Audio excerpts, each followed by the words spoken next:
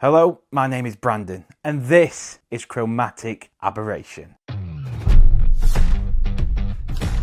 This is the most visual, colour-changing deck routine you can do.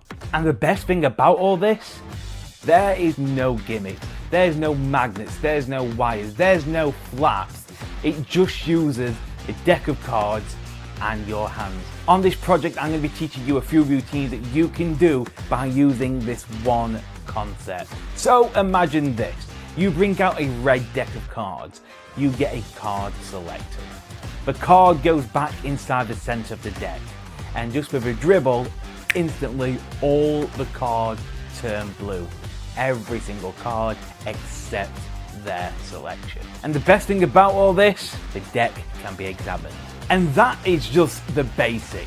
That is just the basic routine you can do with Chromatic Aberration. I'm also going to be teaching you a Triumph routine, which in my opinion, it's super crazy and you just won't expect it. And the great thing about this as well, the tutorial, I go into great detail. We'll go step by step, super slow, so you can follow along very, very easy. So if you are looking for another colour changing deck routine, what doesn't require any gimmicks, Chromatic Aberration is the one for you.